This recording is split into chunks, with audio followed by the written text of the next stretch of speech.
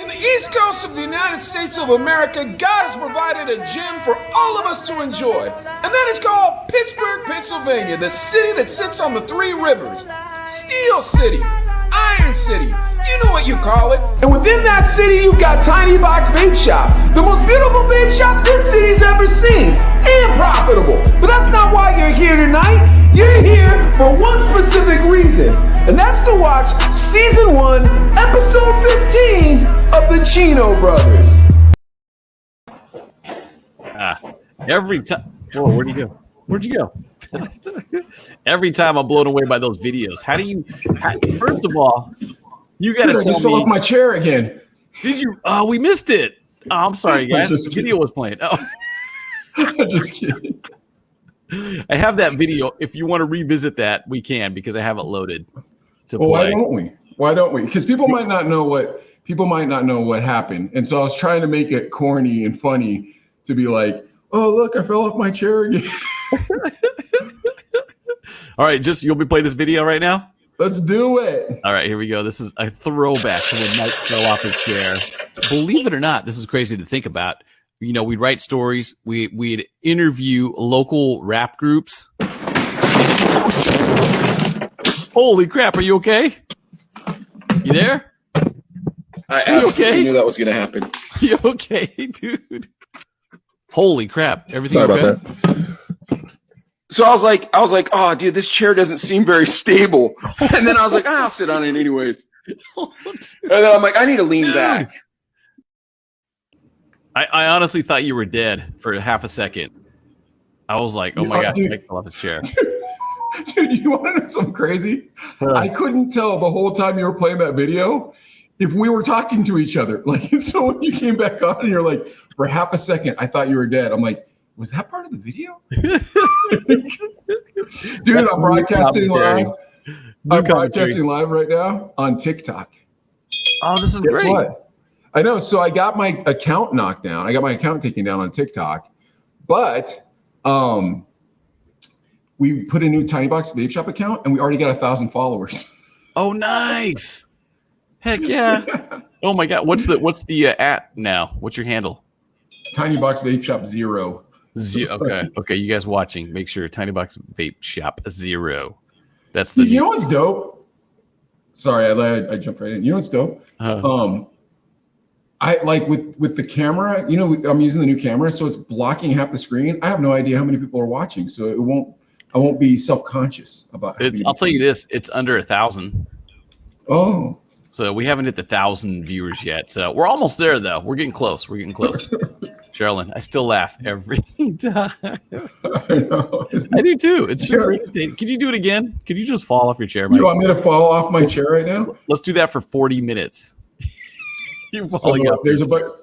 There's people watching on TikTok right now. If you're watching on TikTok, we're doing a Chino Brothers podcast. You can follow us on the Chino Brothers YouTube channel, or Tiny Box's YouTube channel, or Tiny Box Facebook.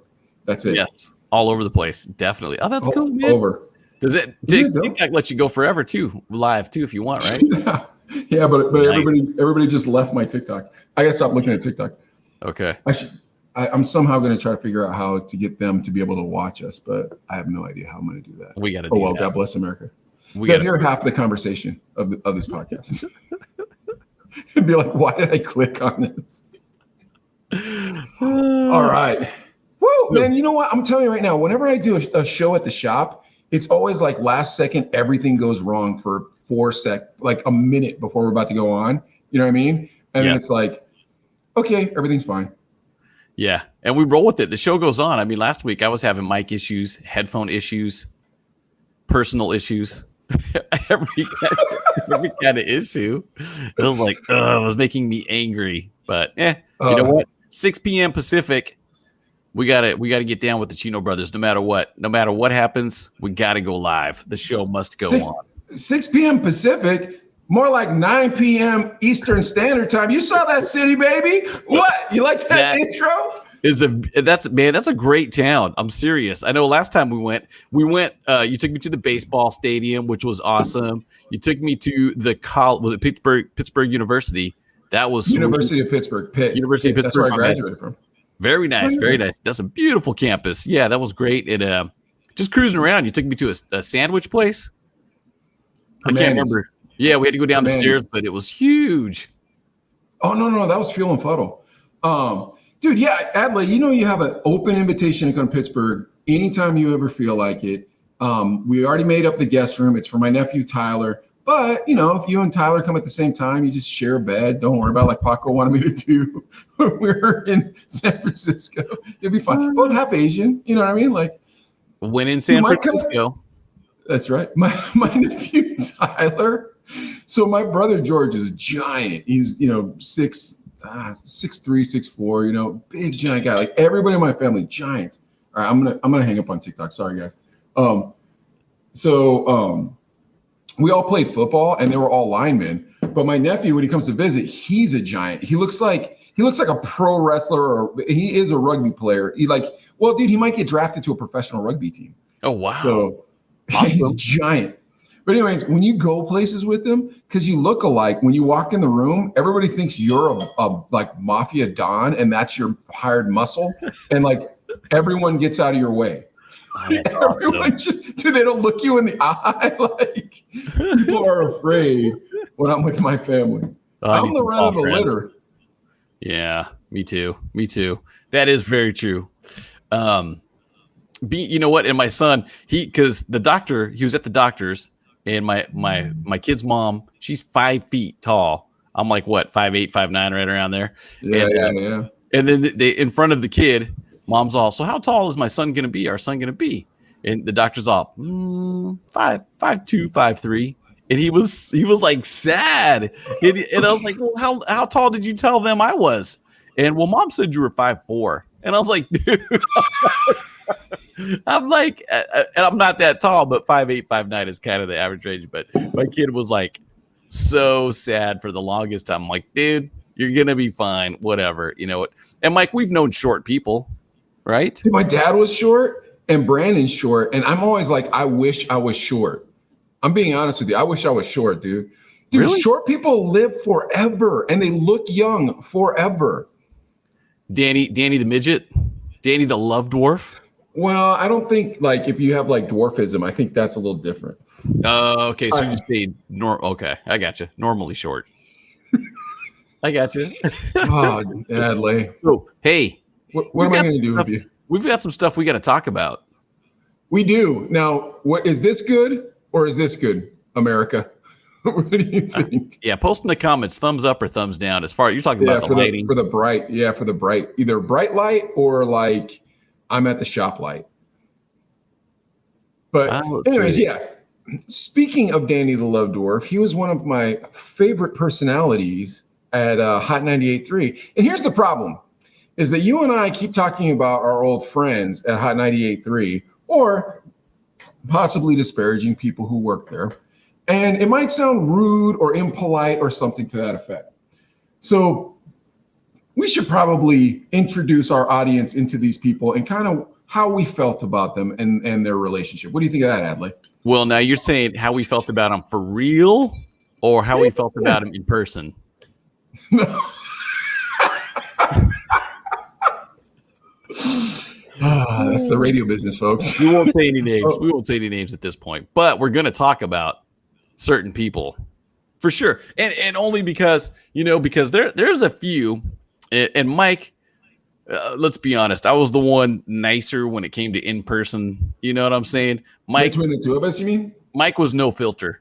You know what I'm saying? Absolutely. I still don't have a filter. I was just very mean too. You know what I mean? And he was straight up. Yeah. He just, if he didn't like you, he'd let you know, and I'd kind of be like, yeah, but I'd just be the moonwalk out of there and not hang out with you if I didn't care for you. You know what I mean? And not call you, not whatever.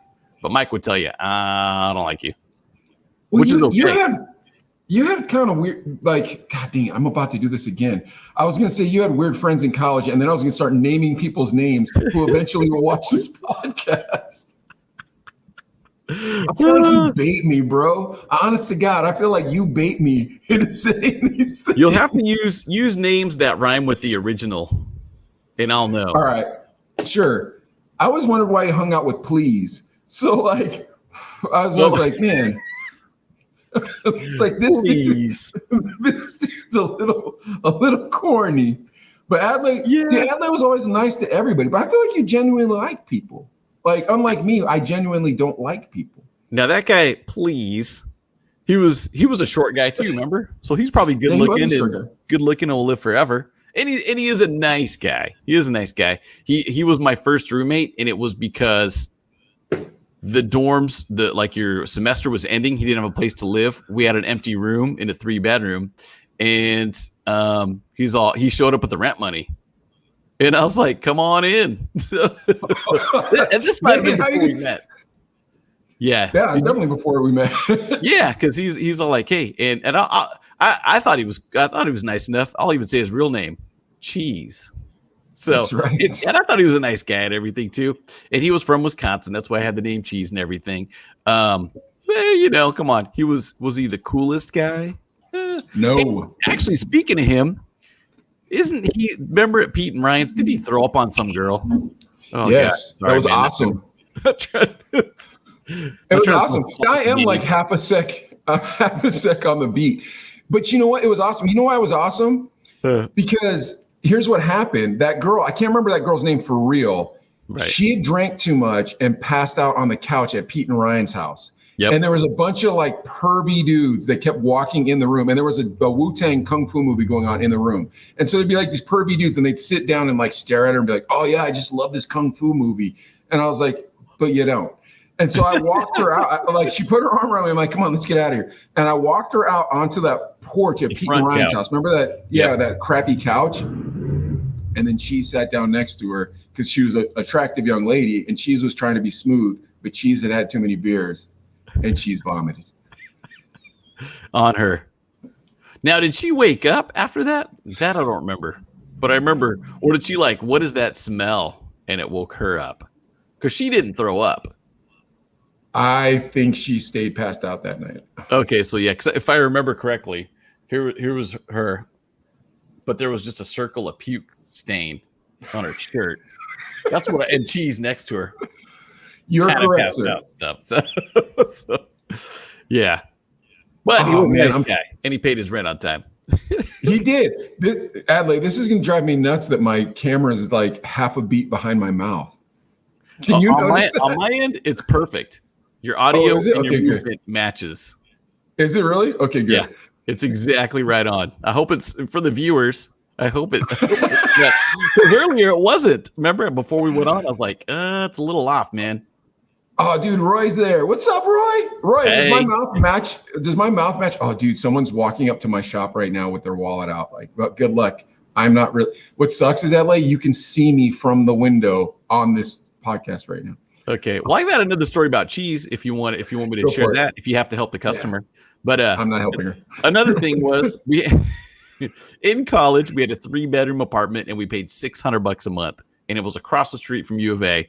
And when Cheese moved in, it was the end of semester, and he was like, "Hey man, I'm going back home for summer, 2-3 months, the summertime, because Arizona is hot as crap. If anybody lives there, they know summers are like 120 degrees. Anyways, he's all, but I'll still pay rent while I'm gone. And I'm going to say my buddy Brian, he lives in Atlanta now. What up, Brian? But we live there, and we're like, all right, let's do it. Yeah, just keep collecting rent, and and he won't be here. However, we had 2 dogs, right? 2 little dogs, probably the most irresponsible dog owners. I'm sorry, that was back then. I'm super responsible now. But we fed them, we walked them, we took care of them. But we kind of were sitting around one day, like a month after Cheese had left. You've been gone for a while. And we're like, it's so weird. Where are the dogs pooping? and we just kind of, and we like to partake. Well, not so much, but we did stay up late, party, probably drank, whatever. But we just were just kind of, it was like, man, they haven't pooped, because usually, we take them for walks so they'd poop, but we're like, they're not really pooping like they used to. So another month goes by, and Cheese gets home with ready for college, and the first thing he does is goes up to his room, is like, "Oh my gosh, dudes!" And we're like, "What's going on?" He's all, "Dude, there's like 50 piles of dog dookie in his room." He's all, "Dude, who opened my door?" And I'm all like, my room's downstairs. I never go upstairs. So I remember that. And then poor Cheese. Cheese, yeah, you're a good dude, so I feel bad for that. But I do remember that, and I can't lie. At the time, it was funny. I'm sorry. It's funny now, but it's like he was so angry, and he probably walked out. I mean, filled up a trash bag with poop. And again, it gets 120 degrees in Arizona in the summer, as you guys know, and luckily it's a dry heat, so the poop pretty much it was like rocks. Picking up rocks. No wonder you're so nice to Cheese. But all right, come on, man. Let's get into this. Let's just sack up and get into this. Let's start with Paco. Paco was like our dad. He was also a radio icon. This is how I feel. So you go ahead and you go next, okay? Paco was like our dad. He was our program director at Hot 98.3. Me and Adlai were kind of freshman class of the people that we're going to talk about, and then we'll talk about our peers. So Paco was like our dad, and like one of those dads from like the 50s that just was like, look, man, I work. That's what I do. Maybe has a bookie, you know. Nobody's business if he has a bookie or not. You know what I mean? Like, you know, he's I don't think he's running numbers, but he knows the guy who is running numbers. That's who Paco was to me. But now, new Paco that like we kicked it with 2 weeks ago, like that's a guy that I'm like, man, there's a story there, and I really want to hear it. But you're pretty blessed. That's how I feel about that. Your turn. Yeah. And we've said this before on the show too, that just even meeting Paco, remember I'd call him every day, you know, show up to the office. I wanted to get on so bad. I mean, that was the station I wanted to work at. That was the format, the hip hop format. That's where I wanted to be. And when we finally got on, it was the same thing. And Paco taught us a lot too. I remember going around like, come on, man, let's go get free food, and we'll just tell the restaurant, be like, hey, come on, we're the Chino brothers. Let's get a shout out. We'll hook you up with shout outs. We're about to do a call in with Dwayne Chavez, his night show, and come on, hook us up with some free food. And I remember Paco being like, dude, just pay for what you get. Yeah, you know what I mean? He's all, just pay for it. And I'm just like, yeah, you know what? That's right. I mean, it kind of took a while to resonate, but it was little nuggets of wisdom like that he'd drop on you, like. Yeah, it is, because now I look at it, and even today, I still see people getting the hookup and kind of bragging about it. And if you do, and it's legit, whatever, okay, I get it. But the problem with what we were doing was we were asking, like, hey, come on, hook us up, come on, like, and it was never like, hey, hook us up for free because we're the Chino brothers. It was like, hook us up for free, we'll give you a shout out, and we're fed. I mean, that, you know what I mean? It was almost survival, you know, really at that. But if someone offered, I'd be like, all right, cool, you know what I mean? But I think learning from what Paco said about that was, now if someone said, hey, you're the afternoon guy on Groove, I'd be like, oh, cool, what's up? Hey, let me hook you up. I'll get your food. Don't worry about it. I'd be like, no, let me pay. I think at this point, you know. Dude, so I have a vendor, and he was like, hey, man, he just opened a restaurant up the street. He's like, hey, man, can you make a commercial for Bulldogs and put it on your Facebook? And I was like, all right. And he's like, dude, I'll get you guys free lunch. And I was like, dude, don't get me free lunch. We're good. Like, I'll just take care of it. And he's like, oh, dude, anytime. Just bring your family by, blah, blah, blah. I'm like, no, we're good. We're good, you know. And then someone who worked for me was like, I want free food. And I was like, dude, I pay you a lot of money. This isn't the Chino brothers. Like, we're good.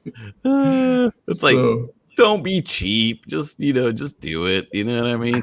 Yeah. And here's the interesting part too.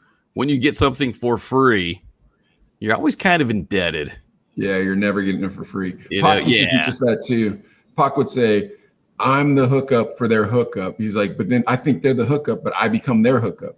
So in other words, like a CD costs $16. If we're doing an even trade, that's worth a pizza. But if I give you 3 CDs, why are you giving me breadsticks? That's what Paco like that. You know what I mean? I never heard that one. That one's really good too. Oh my God. Yeah, Pac taught me that. Yeah, Pac taught me that. He was like, don't be the hookup. And it was right after, or don't get the hookup. That was right after we got our Nike hookup. Remember the guy at the Nike store that he was like, yeah. And then he was everybody's hookup.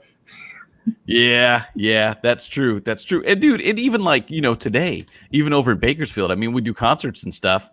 And even the last concert I did, granted it was 2019, but it was a pretty big lineup. It was Digital Underground, Rob Bass, Jody Watley, pretty good old school lineup. And someone's all, hey Hadley, what's up, bro? And I'm all, hey, what's up? And we talked a little bit about Radio Brain, where you just kind of real quick, hold on a sec. Can you write down those names so we can do episodes about them later? Those artists you just said that you obviously met when they came to do a concert for your radio station? Yeah, for sure. All right, yeah, cool. We can definitely do that. Now, Radio Brain, go ahead. Okay, so if you guys, Mike and I were talking off the air, but Radio Brain's kind of where just everything kind of blends in. People, events, your timeline. You just kind of, and this doesn't just happen in radio, I'm sure, but you just kind of forget who goes where with what or whatever. So anyways, radio's the worst because you meet so many people. That's what you guys don't get is like, dude, well, the shop, it's kind of like that too. Like I'll get someone in there like, hey, you remember me? And I'm like, oh man, from when? They're like, I came 2 years ago. And I'm like, how would I remember you? Like, so there's that. But like Radio Brain, it's because in order to make money, you got to go to the clubs. You have to DJ clubs. Well, now you just met 400 people that you didn't want to meet, but they wanted to meet you and you wanted them to listen to your radio station. So you're like, yeah, man. Oh, cool. Now, some of them stick out for God knows what reason, but the rest of them are a sea of faces. Yeah, and then the world starts becoming a sea of faces in Radio Brain. All right, this guy. Yeah. Go ahead. So he rolls up like, hey, what's up? And you know what? Now that I think about it, he probably didn't even say my name. He's like, hey. And I'm thinking like, all right, I've been doing radio. There was a hiatus of like 3 or 4 years in between me doing radio because there was no jobs. But I'm thinking like, okay, radio. I worked at iHeart. I worked at Clear, whatever, the Clear Channel. And then he's like, hey, you used to work at Hertz, the rental car place, right? And I'm like, yeah, I worked there for a couple. That was my in-between job, in between radio gigs. And the rental car business is tough. We're always trying to sell you insurance. We usually don't. It would be tough. Sometimes you wouldn't have the car that they needed.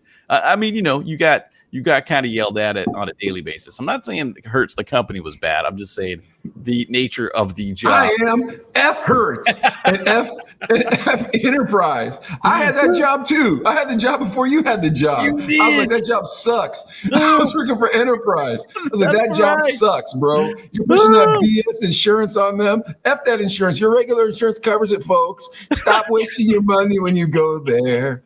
Hertz, you're never going to sponsor us anyways. And neither are you. Enterprise. Go on. So that's where the guy remembered me from. And going back to that gig, I'm like, all right, when did this guy yell at me? You know what I'm saying? Because most people would complain. When you worked at Enterprise, it was kind of like, I ordered a white Camry. This one's blue. And I'm all, dude, you're going to be in it for a weekend, bro. Nobody's going to care. Just, it's a car. Dude, this is messed up. And, you yell that over stupid stuff like that. But anyways, so he comes up. He's like, yeah, what's up? And then sure enough, 5 minutes later, I'm kind of like, oh, yeah, Hertz, what up? Okay, yeah. And he's all like, hey, bro, can you get me backstage? And I'm just like, here it comes. You know what I mean? And that's, Mike, backstage, I mean, it's artists and staff. Yes, no role. The occasional random. Ad-lib sketch, no role. Yeah, it's like, dude, and I mean, we take it back to the last episode with Tone Loke. He doesn't want to get bombarded with a bunch of randoms either. And what's going to happen is security's going to be, we're going to have to escort you out. You know what I'm saying, dude? And it's there's those situations where it's like, listen to this. I drove to Ohio to see Ernie play baseball and earn dollars. I drove to Ohio to see Earn Dollars play baseball because it's really close to Pittsburgh. So Ernie hit me up when I moved out here and he was like, hey, dude, I'm playing at this blah, blah place. And at the time, my roommate loved baseball. So I'm like, all right, my buddy plays baseball. Let's go watch him. So we went out and watched, right? I don't think Ernie got to play either. That sucked. But afterwards, he got to the gate and like we're kicking back talking. And because like I hadn't seen Ernie in 2 years or whatever, you know what I mean? And we're talking and Ernie's starving. So he's eating like the free food that the baseball team gave him. And he's trying to get back on the bus and go back to wherever he was playing ball. I can't remember. I feel like he was in Toronto or something, but neither here nor there. Dude, this fan came over and started bothering him. Can I have your wristbands? Can I have your bat? Can I have your this? Can I have your hat? Yeah. Can I have your jersey? And I was like, dude, like me and my friend who haven't talked to each other for 3 years are having a conversation. And so I was like, here, bro, these are his sunflower seeds. And I just gave him a bag of sunflower seeds. He's like, oh, I guess it's something, huh? And he walked away. I'm like, dude, what is going on? And he's like, yeah, dude, I do not walk out in the dugout after a game ever. Yeah, because it's just got to be annoying people, and I don't know. At this point in your life, if say there was a concert and you knew somebody that could get you backstage, you don't ask at this point, right? I don't know, but I say this. Ernie, I would ask, and Ernie will be the next guy we talk about how we felt about him at Hot 98.3. Love So her Ernie now. was in our class. So like that's the thing is the other guys we're going to talk about, they weren't our year of high school. We were freshmen, they were seniors. And so Ernie, he was a freshman when we were juniors. So we were like, yeah, dude, we're dope. And we got another year in here. Woo! Oh, yeah. So Ernie was like, word, man, I'm kicking it with the juniors. And we're like, yes, you are, son. Upper class. Yeah, that's when we were upperclassmen. But like Ernie, dude, I always loved Ernie. And I'm honest to God, I never once got angry with Ernie about anything. I don't think I ever did either. I don't think I And ever that's, dude, that's saying a lot for Sketch, the producer. That dude got mad at everybody. He was kind of the calming dude too. You know what I mean? If you were having a bad day, Ernie would cheer you up too. He was so innocent and he was so like doe-eyed, you know what I mean? He was like a young guy, doe-eyed, like had a girlfriend that like he'd had for several years that played softball and like, you know, just such a like nice young man. And so it was like, you know, and then his dad liked us. So it felt like, you know, it's just like, wow, this is great. A non-criminal. Hooray. And then just like Malik's, we ruined it. And you know what? His Kiki, his little brother, became a police officer. Pretty cool. That's true. And his sister Diana, she was super chill. The whole family, the whole family was great. Yeah, absolutely. Dude, amazing people. Dude, and when we get him on here, I have a couple stories, but I'm saving them. I've hit him up like 3 times, bro. He's pulling an ad lay on me. He's pulling an ad lay on me. He ain't called me back. Huh. Because only Adley would pull the Adley on him. No, I'm just kidding. I texted him and I was like, hey, dude, when you come on the show? And he was just like, oh, dude. He's like, you know, it's gonna be a long time. You know, something about, you know, he slammed. And then he hit me back and he was like, that Paco episode was epic. And I was like, really? And he said, you didn't talk about the drawer though. I said, Paco's a changed man. I said, Paco's a changed man. I said, it was a wonderful experience. He said, you both seemed like you were in a good place. Now, Mike, I'm going to tease Ernie right now. I'm going to call him out to get on here real quick with this next comment I'm about to make. Ernie, we need to talk about, after the mix show, going to the apartments, and I was talking to a girl. Nah, dog, I know that story. No, I'm only going to do the funny parts. The funny parts are the bad parts. No, it's not that. Maybe you're thinking of a different one. I'm thinking of a G-rated one. An innocent G-rated one. And Ernie, I was on the phone, and I told the girls, okay, what's our names? Yell it really loud so we can find your apartment. Oh, I remember this one. I'm leaving it at that. I'm leaving it at that. Okay. I remember this one. That one's not the bad one. It's not like dirty. Right. It's not a dirty one. There weren't any dirty ones. There were no dirty ones. Here's a hard one. Chico.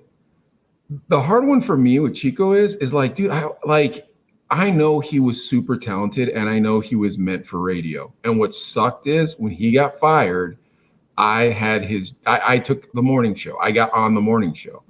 And dude, that is the worst thing. And everyone's mean to you for the first 3 months, unless it's you taking over for me. Because it's like, oh, we like Adley. Dude, people are so mean to you for the first 3 months. Paco was the only one that was nice to me. Well, and you. But like, dude, people are mad at you. And you're like, well, I got a radio job. Mike, when you start the morning show as the producer and the first thing you do is the Aaliyah seance. That was mine. And that was what off the air. I think we talked about that. I was like, man, anyways. Dude, hold on. And you know what sucked even worse? The first commercial I produced was an exact replica of a commercial that he'd just done that was hilarious. His first, so he did that commercial, Como Sex on the Beach, and it was hilarious. It was like, I can't stop laughing, hilarious. Then they made me redo the commercial the exact same beat for beat with my voice. And I was just like, this sucks. And so it looked like I was a bad producer. But you know what my second commercial was, Adley? Huh. You're not Can I gonna like guess? this one. Can I guess? Go ahead. Go ahead. Tia Be Slim. Nope. Paco's Love Cream. Nope. You're not gonna like this one, Ed, but I'm gonna tell it anyways. Here we go. You ready? So it was my first commercial I had to do for The Rock. And I was like, Adley, it's the Chino brothers at The Rock. I need you to come down to the studio.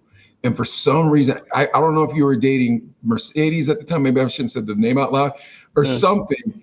You were ignoring me. You weren't taking my calls. And I was like, Adley, you have to come down. I'm freaking out, dude. It's my first commercial I'm doing that I'm fully producing.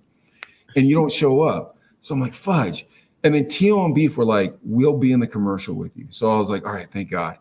So I had Tio play me. I had Beef play you. And they were pretending like they were going to the club. And they were like, hello, we're the Chino brothers.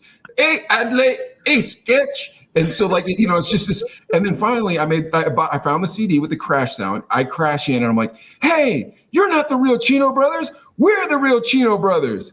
Now, Adley, I called you at least 20 times, but you did not answer your phone. And I had to produce this commercial. But I had your shortcut. That's the thing. I had your snips from the shortcut from the night before. Was that Sexy Voice? Yes. So for those of you who've been watching the Chino brothers for a while, you knew Adley had an alter ego at one point with a sexy voice. And this just happened to be when Cisco's Thong Song came on. Now, Dwayne became the music director, and he used to do this thing where he'd make your breaks in between fast songs. So that way, when you sounded sexy, it would sound silly. But you would just go on the next song. And so, and then, like I remember sitting with you one time, I knew you were doing it. I saw the white light flash. I was like, okay. But anyways, so finally you had to do it. So you had to do Cisco's Thong Song, right? You had to introduce it. All right, kick in the door. Adley, you're not the real Chino brothers. We're the real Chino brothers. You bums got to get out of here. Adley, say something. Get the shortcut. Zip, zip, zip, zip, zip, zip, zip. I'll kiss the lips under your navel. What the hell are you talking about, Adley? Why are you saying this? We've got to get these guys. Get out of here. We're supposed to be at The Rock. All night, every night. Not every night, Friday night. Dude, that commercial was so funny that everybody in the office, when it would play, would turn their radios up and sit and listen to it. I was like, thank God I'm a producer. I was like, thank God I'm a producer. Because in my mind, I was like, I think I'm funny, but I have no clue if I'm actually funny. And I was frustrated with you. I can't remember what the reason was, but you and I were not talking that week. You were mad at me. We weren't talking that week. And I was frustrated with you. And you know me, bro, when you get mad at me, instead of me being like, I'm going to give Adley his space, let him figure it out. I'm like, Adley, you mad? Don't be mad anymore, man. Why are you mad? Come on, man. You shouldn't be mad at me. Come on, bro. I'm cool. Look at me. I ride a skateboard. You're just like, dude, stop. Call me, you know. And so for some reason you were mad at me, but I was like, bro, my last commercial sucked. And on top of it, like I still see Chico places and I just bootlegged his commercial and it sounds like crap. I have to make my mark. Like I have to be a producer. And you weren't showing up. And I was like, dude, I cannot not be a producer. So I was like, all right, sorry, bro. And I'm mad at you right now. I'll kiss the lips under your nip. Yeah, dude, it was the most hilarious commercial. And that commercial ran for like a month and a half. Oh man, I love that commercial. You couldn't do that today. You couldn't do that, right? You couldn't do that. No way. You couldn't do the TFB Slim. You couldn't do the Paco's Love Cream. But anyway, and definitely not the other. All right, your turn. How'd you feel about Chico? Well, Chico was interesting because I really didn't work with him that much. You know what I mean? Because the only thing I really worked with him is like DJing, like club stuff. Clubs. Yeah, and I still remember I was like, man, he's getting all the good gigs, you know what I'm saying? And nothing against The Rock. I mean, it was a paid gig, but we made okay money there, but he was getting the big clubs, the new clubs, and anytime we launched a night, he'd get the gig. And I remember because I worked overnights, when he worked at the club, it didn't get off till 2:30, 3 o'clock, he'd be late to the morning show because he'd probably get about 2-3 hours of sleep, like not a lot of sleep. And I remember Well, they used to pre-record the first hour of the morning show, remember? Before I they would. And you used to play it on the shortcut. That was your last hour at the show. Right. Yeah. So I mean, so that's what I knew him from. Because for me, I wasn't like jealous or mad, but I did feel like, how come the Chino brothers aren't getting gigs DJing? How come I'm not getting these gigs? So I remember I'd kind of like even at the Metro, I'd like hover and be like, oh, dude, if he takes a break, let me hop on. But it kind of never let me. And granted, I'm not like saying, whatever, it was whatever. Because as an MC, as a hype man, that's your crowd, and you don't want anything to go wrong. You know what I'm saying? As a DJ, it's the same thing as a DJ. Same thing, of course. You know what music you're gonna play. You know what your lineup's gonna be. You know when to go hard. You know when to cool off. Your RPMs too. You know your RPMs. You know when you're gonna beat match. You know when you're gonna. You know what I mean? And when you're bringing in the beat match, it's got to be perfectly brought in. No, of course. But I will say this: Chico was a hell of a DJ. Like he knew, like his just play selection was ill. Like I remember one time he played "Keep the Heads Ringing" from Dr. Dre, and I was like, man, people haven't heard that song in a minute, and that was a banging. It was just such a banging track, and I've always loved that song since then. But so I remember one time we did host, and Chico came back to town. So Chico came back to town. He was doing a bunch of gigs, and we hosted, and we were hosting on the radio. And so we got to call out that Chico was back, and Chico had been fired from the radio station. You know what I mean? And so you're like, yes, I said it. Chico's here. Yes, I said it. And then Chico also was with us at the DJ Cool gig, and Chico's headphones also got sweated up. One thing though, dude, I was as the freshman to Chico being the upperclassman. I do remember asking him, like, dude, why do you always play the clean radio edits? You know what I mean? You're playing Ain't No Fun, and it's got all these bleeps and stuff. And he's like, Adley, nobody's ever left the club and walked out because I played a clean version. And I was like, huh, okay. and well, I'm playing the dirty version. But I'll play the dirty version. I'll play the dirty version. For me, I'll play it if I got it. But, obviously at high school, you're going to play the clean. Well, you're probably not even going to play it. Yeah. I mean, no, sorry. But that song, if you played that song today, oh my gosh, you better be looking for a new job in a different country. If you played that song today. Oh my gosh. Yeah. I don't know. Yeah. I don't wonder if they play that in the club anymore. Yeah, you can't. No. All right. But Chico, I do like Chico though. He was a good dude. I'm telling you, Chico, I'll say this. I'm intimidated by Chico. It sucked being the next guy on the morning show because everybody loved him. And it absolutely sucked recreating his banging commercial as my commercial for my first commercial. Those two things were awful. And the thing is if I was Chico, I'd be like, oh my gosh, they hired a hack to replace me. Why is the world this way? You know what I mean? Like, yeah.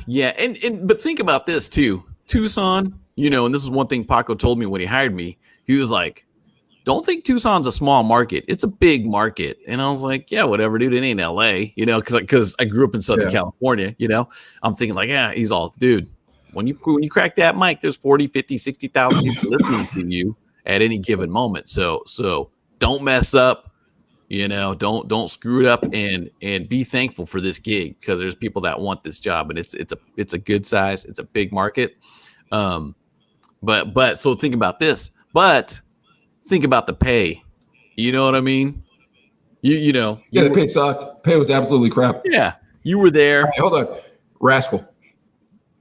Oh, moving on to Rascal. Okay. Yeah. You want me to go first with Rascal? Sure. This is what I think about Rascal. The dude hustled. And I remember the guy, and the guy, dude, I don't think I ever saw him in a bad mood either. He was always super funny. Yeah, he was always super chill. And I remember I was midnight to 6, and after him on I want to say the weekends or whenever it was, I was after him. And we'd go early just to hang out with him. I don't know if he appreciated it or not, but he's always cool about it. He's like, yeah, come on in. He'd be like, yeah, whatever, come on. And the one thing I remember about him, it was Hot 98.3 because I don't think he was on Power 97.5. But yeah, he was. Was he pounding? Okay. Clearly, So clearly you didn't see the video that I edited and then let you post on your Facebook and then get all the credit for my 4 hours of editing. Please go on. that had the But most Aaliyah views on my Seance, page, but by the way. Aaliyah Anything I've ever Seance, shown. that's a masterpiece. Me recreating history in Tucson. No sketch. Who cares? Pretending a pop singer is talking to you from the dead by being disrespectful to her. A masterpiece. See how radio goes, folks. Radio braid. But back to, so I was listening to Power 97.5 at night, and I was driving back from my job at the telemarketer, UPS, whatever it was called, Teletech. I was driving back, so it was probably 10 at night, and he was on. And every time he cracked the mic, it was just, whether it was funny or uplifting, but it got you hype. You know what I mean? He was always like, yeah. Magic. Magic. He was the best. Definitely one of the best. But he had some sound effect that was boing. And I don't know if and I'm driving home in my truck, just like one day I'm going to be on the radio too. And just throughout the song, back that thing up. I want you boing that thing up. Boing that it over and over and over. And that was like, oh my gosh, how's he getting away with this? Oh my gosh, because it was 10:30 at night, 11 at night, getting late, and just the whole song, boing, boing, boing, and that cracked me up. The Rascal, if you're watching this, I don't know if you remember or not, but that had me cracking up the whole drive home. Oh my gosh, it was amazing. And then you meet the guy, and we're just hanging out. Can I mention this about someone brought some beer, and we're hanging out in the parking lot? I don't know if I can bring that up or not. I just did. Yeah, but he's all, shoot, crack one of those beers. I'm off in an hour. And I was like, all right. So I don't know who brought him. I really honestly don't remember who brought beer. But we're just kind of hanging out in the parking lot. And dude, he was just a fun guy to hang out with. And again, I've never seen him mad. I've never seen him like frustrated or disappointed. But I know he probably gotten frustrated. He'd tell me about shopping he had a folder of bits. I've heard all these stories. You're killing these stories, bro. I'm not going to have anything to talk about. Oh, okay, I'll stop there. Do you want to tag your I'm just take teasing. over? I'm teasing. Dude, like it wasn't one night there were beers in that parking lot, bro. Like I started drinking too much beer because of Rascal. I came with you. I wasn't even on the radio yet. I came with you. So for me with Rascal, I mean, if you want to keep going, I'm sorry, bro. I don't want to cut you off. Go ahead. I just was going to mention that big ass folder that he had. Yeah. Also, Rascal, half Asian. That's right. Half Japanese. Yeah, half Japanese like me. Yeah. So that's true. Oh, Mario, we got so much news about Chingo Bling, the Tamale Kingpin, homeboy. I promise you, man. We're about to get into this chingazos, but first, we're doing a little reminiscent on Hot 98.3 and the senior class when we were sophomores, and we're talking about our good buddy Rascal. So yeah, I mean, if you want to keep going, man, you want to talk about them bits, feel free, because like it does bring joy to your heart to talk about the man, doesn't it? Yeah, the only thing I would say, but this will be my last story, was just that he had that book, and he would tell me, Adley, man, I'd bring my book of bits, and I was shopping, trying to get a morning show, whatever, and he would say that he'd go through like an interview with these stations, and then show them the bits, and he'd be like, that's cool. They wouldn't hire him, but like a week later, his bits on the air. You know what I mean? The bits, yeah. Just dirty. People doing them dirty. That wasn't cool. No. Yeah, dude, Rascal, when I was a kid, and we weren't even kids, but when we were young, Rascal was the Fonz, homeboy. Rascal was the Fonz, dog. I'm telling you the truth, son. Like, you never met somebody as cool as Rascal. Dude, the first night I met Rascal, he gave me a whole box of honey buns. He was like, yo, man, you like these Little Debbie honey buns? I was like, yeah, man. He's like, that's on me. Give me a whole brick of them. I was like, I have all these. He's like, word, man. I was like, oh my gosh. I was so happy. Yeah, man. Rascal, dude, Rascal's, yeah. Where were honey buns at? In Paco's office. He had a stack of them, dude. A stack of them. They were delicious too, bro. You put them in the microwave and like that, and like he was hooking it up because I was your friend. Like he was like, hey, weekend overnight guy's friend. Like not even weekend overnight guy's friend. Here's a box of honey buns. I was like, this dude is the coolest man that ever lived. this dude. Honey buns. I mean, dude, you give a starving 20-something-year-old a box of honey buns. It's like, bro, what did I do? Like, do I owe you now? Am I in your pocket? Like what are we doing? Assume the position. I mean? Yeah, like so that was that. And then like you were like, hey man, interview Rascal. And I was like, all right. And I'm not gonna lie to you, Ad, I didn't listen to Hot. So like I didn't know who anybody was. I knew that. Yeah.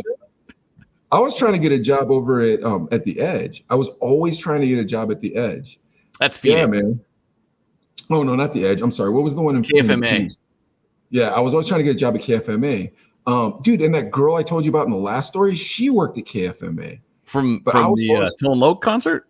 Yeah.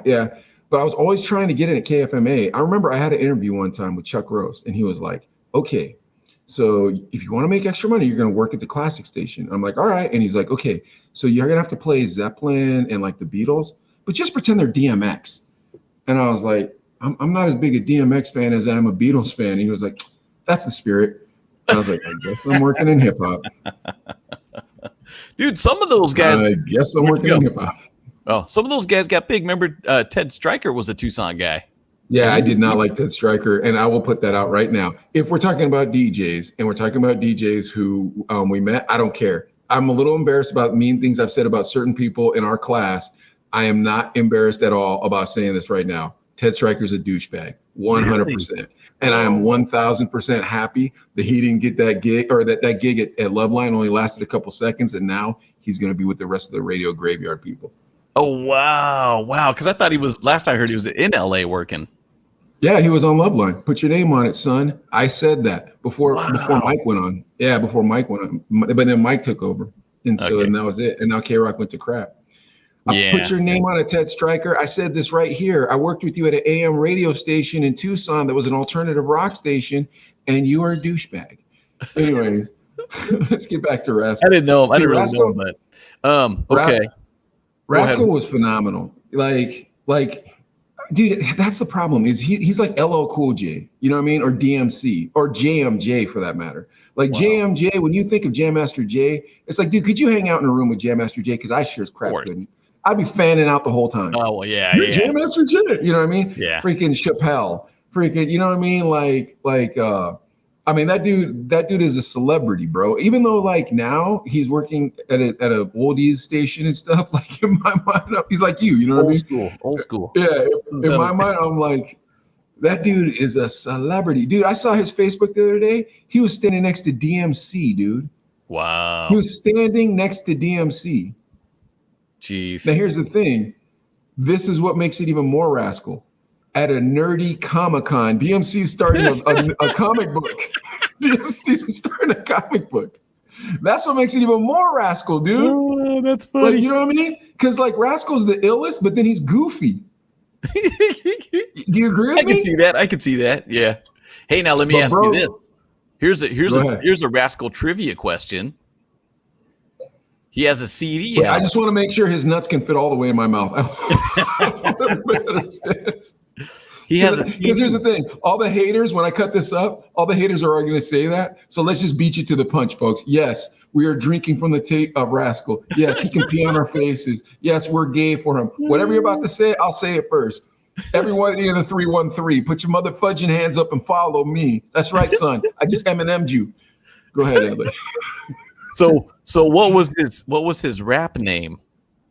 Oh, bro, I know he had that album, and I know he had a rap name, and it was serious. It wasn't like the One-Eyed Twins thing that you did, or the fellow that we're going to be talking about later in the episode. Yeah. It was serious, but I can't remember. And I remember it was Knights of the Round Table was the song. I remember that part. Wow, that's good. I don't remember that. It was like Knights of the Round Table. Knights of the Round Table. It's pretty corny. Sorry, Rascal, man. I can't shine you that much, bro. That album sucked, dude. Sorry, homeboy. It was. I'm sorry. Was it Con? It was garbage. It's garbage, man. I'm sorry, Rascal. You can't have it all, bro. Like you were a military dude. He was in the Marines. He's So you know Marine, he got like, every chick was like, look at that handsome half Asian, half Mexican dude. You're half Asian, half Mexican. As far as I'm concerned, that's the Aryan race. God bless America. I don't really feel that way. Yes, I do. Anyways, like your voice sounds like you're supposed to be on radio, but bro, you suck as a rapper, dude. I'm sorry. I'm sorry, dude. You suck as a rapper. Honestly, I don't even remember listening to it. I just remember seeing it at a Yoli's. I feel like either he gave me a copy of his album or Pac had a copy of his album, was like, here. Like, it was one of those things. That's how I heard Knights of the Round Table. Oh, that's crazy. Yeah, I don't remember listening to it at all. But I remember don't. Well, guess what? An hour and 45 minutes of your life was saved, son. My ears, dude, now my ears can't hear certain pitches. That's how awful it was. Like I was like, Rascal, what were you trying to do? He's like, I was trying to find sonic diarrhea. I'm like, bro, what is that? He's like, it's the new level of hip hop. I was like, Rascal, man, that ain't cool. And then as soon as I said that, he cracked the mic. Hot 98.3, what? And I was like, damn, that guy can fucking flow. Oh, fudging flow. Oh yeah, on the radio. Ridiculously. Remember that, dude? Yeah. No Hot 98.3, okay. What? Dude, that's how you crack the mic every time. Hot 98.3, what about, remember when he was about to crack the mic? Remember he'd kind of he'd hype himself up, dude. He would hype himself up. And then hit the on button. You're just like, dang. Yeah. I wonder if he still does that. Yeah, probably. He still does that? I don't know. We're old now. Probably not as fast. But dude, it always felt like you were at a house party when you were on Rascal, didn't it?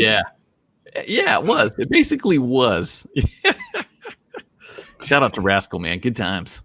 Yeah. Okay. Next one. R-Dub. R-Dub. You want me to go first? Yeah, man. Okay. R-Dub. R-Dub is a good businessman, but this is what I think about too. His slow jams is huge now, obviously. I don't know how many markets he's in, 50, 60 markets, whatever, all over the world. And respect for that. And I really think he genuinely had a love for slow jams.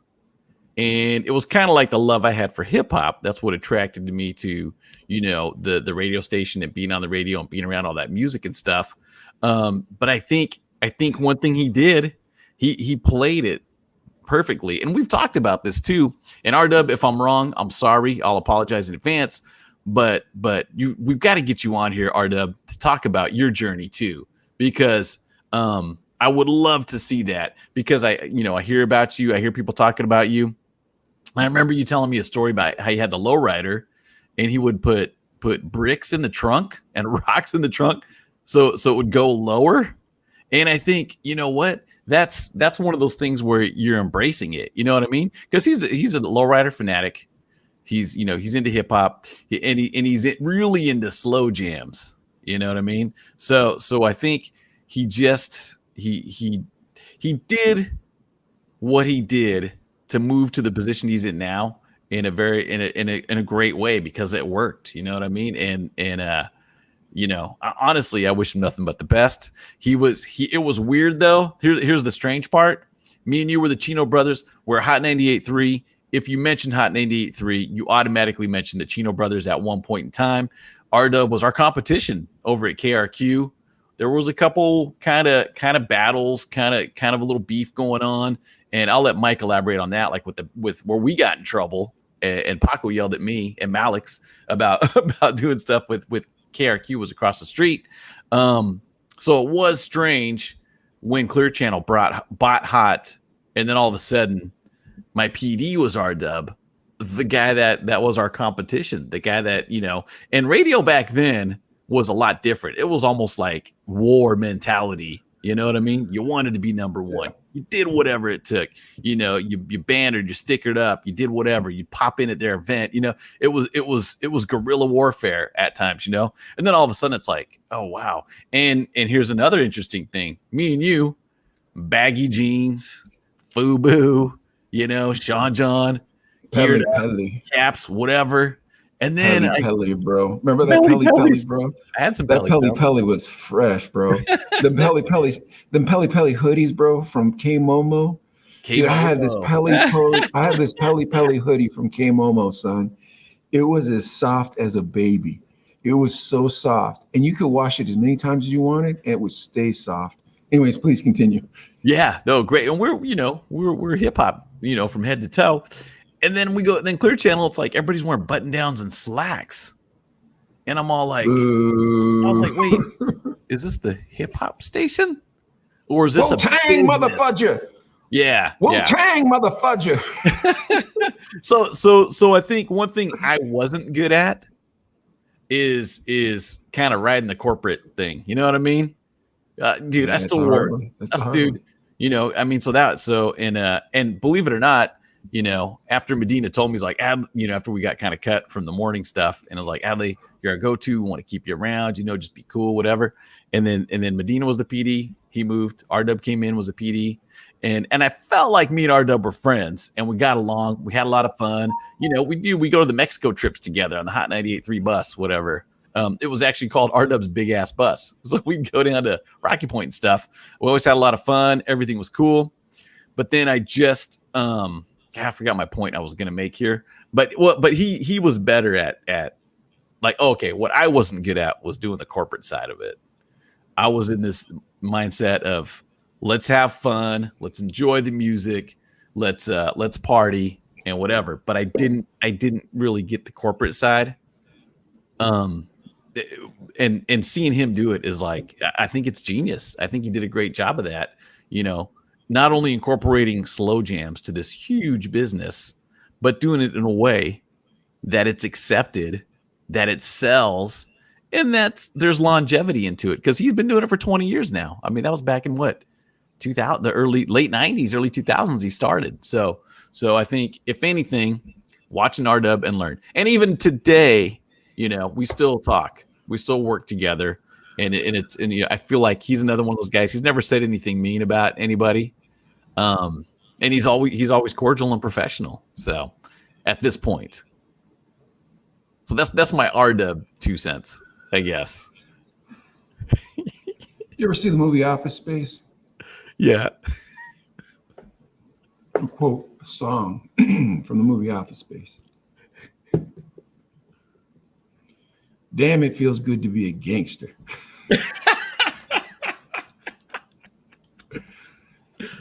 Because I ain't got no corporate overlords. I ain't got to keep no friends. Just kidding, man. I'll say this, it's hard because I'm thinking about this, right? And something I never think about R-Dub is this. That dude was in the business since he was 18 years old. You and I were friends when we were young, before we got into radio, and we struggled and we grinded and we stole toilet paper and we argued and we didn't like each other's girlfriends at times. And then we didn't talk for a year, things like that. But if someone says, is that the homie? Is that family? There's no doubt. You know what I mean? Bro, I remember when I called you when my dad died. I'm like, bro, I just need a spot to post up. And I cruised over, and me, you, and Kate hung out. If you've been in radio since you were 18, you don't have friends like that. Interesting. That makes a lot of sense. Radio friends, bro. When we were getting into the business, you guys, me and Adley were friends, and it was we were back to back against each other. Man, these people are trying to fight us. They're trying to take our stuff. They're trying to rip us out. I remember when DJ Bird came to The Rock, and you could tell that Acid was trying to get him to squeeze us out. And you were like, F this dude. And I was like, why, man? Who cares? And you're like, F this dude. I'm like, dude, I just like to rock the mic. And Bird would always want me to rock the mic. And you're like, do not rock the mic for that dude. And I'm like, all right. So we would just chill and post up until 10:30. And it was like, crickets. And then it'd be time for the Chino brothers. Super Bowl halftime show. And you would just crank it so hard. You'd be like, nah, we're not done yet. And I'd be like, all right, well, do that ladies love this mother fudger thing you do. All right. I mean, we already burned this place to the ground, but let's go. Do my ladies run this mother fudger? You made sure Acid understood the show. You were like, nah, bro. You know what? No, real quick though, I don't put it on Acid. I put it on his assistant manager, Brian. That's who I put it on. Well, my point in telling you this is this: you and I had each other, and to be realistic with you, like crap, dude, everybody in Too Strong wants to do a reunion on this show, and they would have our backs. Like we had people, and we've had people our whole lives. Do you know how bad it must suck to always be asked for a backstage pass because you're my homeboy? Huh? You know what I mean? Get it? Yeah. Like I've never thought that about Dub. I never thought about it. I thought he was just a normal person like us that worked his way up, dude. Him and Malik were the same age when they got in radio. Like, so for me, like all that like frustration or like jealousy or bitterness or whatever I have for that poor cat, it's not a good thing. It's not, man. Like it's not, dude. Like it's not a nice thing. So R-Dub, if you ever watch this, please don't watch any of the rest of them because I probably said some mean things. However, if you ever watch this, dude, I apologize. And I don't just apologize because it'd be dope to have you on the show. I do want to have Rascal on the show, but it would be dope. Like, I think it would be dope to have Dub on the show to just be like, all right, come on, man. Let's just talk about that. Yeah. Tell us about it. Like, what was that like? Because seriously, bro, radio friends aren't your real friends. Radio girlfriends aren't your real girlfriends. You're not supposed to be dating a Hooters model or a Kahlua model or, you know what I mean? You're not supposed to be dating these people. Yeah. You know that when you're doing it, when you're a kid. You know what I mean? Now imagine if you never knew that you weren't supposed to be. Because like we knew because we were ugly when we weren't famous and we were the audiovisual club. And then we knew overnight we got handsome because someone gave us a clever racist name. You know what I mean? Yeah. Like, and so like that's the thing is like we actually got to grow up before we were in radio. And we actually got to grind out and do those gutter things. You know what I mean? Like, yeah, dude, our story sounds like that 8 Mile movie. We did all those gutter things. And like, you're not even a gutter person, but like you just jumped in the gutter with us too. That was the fun part. Yeah. Like, well, and we had levels of gutter too. You know what I mean? Because like the girls in Too Strong weren't very gutter. They were pretty prim and proper. But as you got to sketch, you just kept getting down that gutter.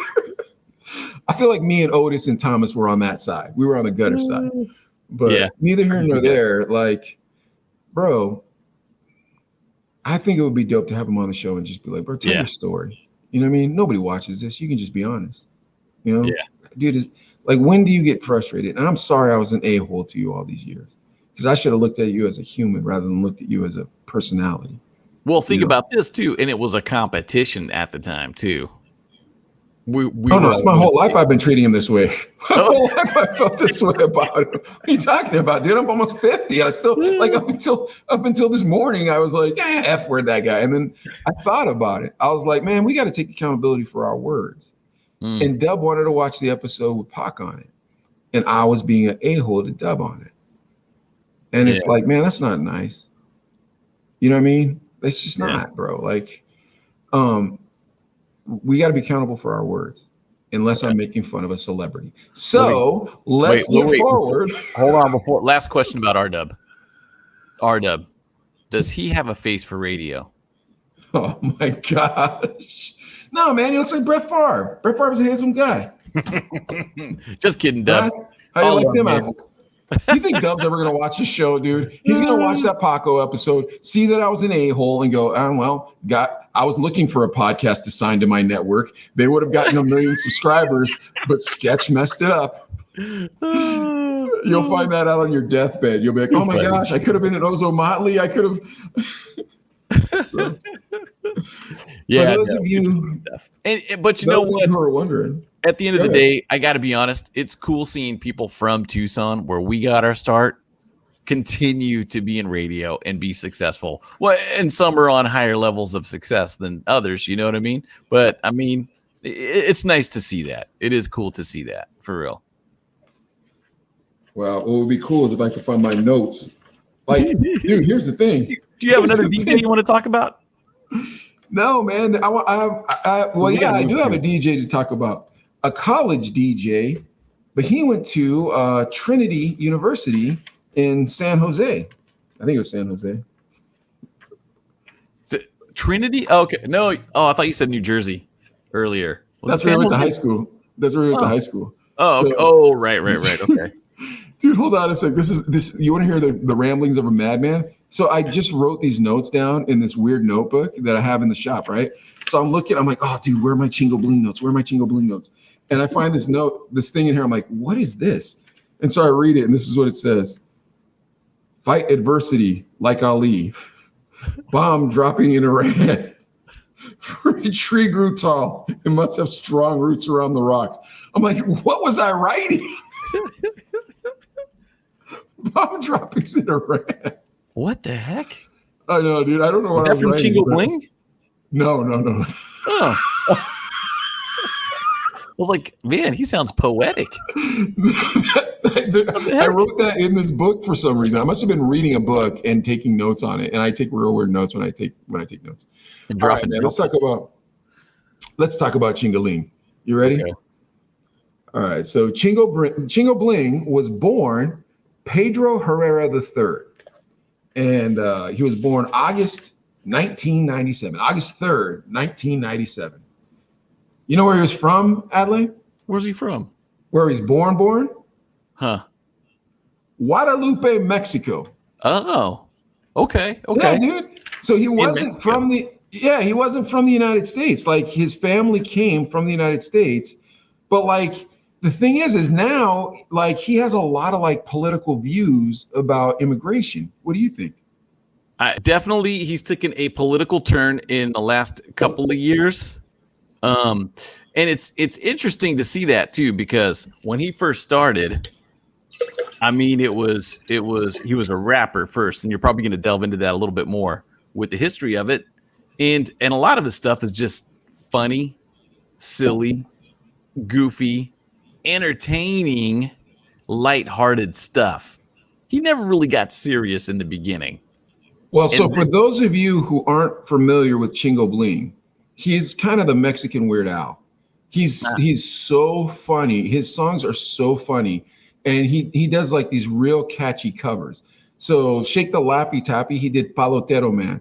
Bam, Yes. bam, bam, Palotero Man. And then dude, my favorite Chingo Bling song, I don't know if you've heard it though. He did a cover of Call Me Maybe. Yes, Did you Carly see Rae that? Jepsen. Oh my gosh, it's hilarious. It's phenomenal. That is the most phenomenal bit of comedy I've ever seen in my life. Like he's peeking in the window, he gets sprayed with mace. Like it is hilarious. I used to watch that in front of Sherilyn all the time, and she would just roll her eyes and be like, "This isn't funny." But It's I was like, "This hilarious. guy is hilarious." Yeah. He's like a gardener in the video, right? And he's kind of stalking, peeking in the windows. Just call me maybe. Hilarious. And then there's like a spoken word in the middle, and he's like, "Oh, that pepper spray was very spicy to the eyes. Yes. That was a cute love trick, my mamacita, my florecita. I will always love you, Chingo." Oh my gosh. Yeah, that's right. He's talking about, spicy, very cute. Yeah. So anyway, so he grows up, and he gets to end up going to Petty High School in New Jersey on a full scholarship. It's a private high school. So I think that's really cool. Like the neat part about it is that his parents were immigrants. His father actually owned a tamale truck, which is why for those of you who don't know a lot about Chingo Bling, Adley, fill him in on kind of his tamale humor. Well, that's the thing. Yeah, they had the tamale truck. So guess who got to work there when they were younger? Chingo Bling worked there on the tamale truck that his dad had. So I mean, that was like his job. And I'm gonna go out on a limb here, but I feel like his friends probably made fun of him for working on the tamale truck. But what are you supposed to do? It turned into just beautiful, beautiful, sweet music. Literally beautiful, beautiful, sweet music. Because most of his songs were talking about his rooster leto, cockfighting and he was like his videos. It looked like girls were breaking up crack cocaine, but they'd be folding tamales. And he's like, "Yeah, I'm the tamale kingpin." You know what I mean?